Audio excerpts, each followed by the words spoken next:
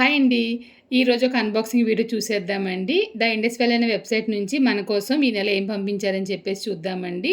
ఇంక నేనైతే స్టెయిన్‌లెస్ స్టీల్‌లో 5 litre 3 ply pressure cooker pan అయితే తీసుకున్నానండి. ఇది కొత్తగా లాంచ్ చేశారనమాట. ఈ మధ్యన ద ఇండస్ వ్యాలీలో చాలా ప్రొడక్ట్‌లు కొత్తగా లాంచ్ చేశారండి.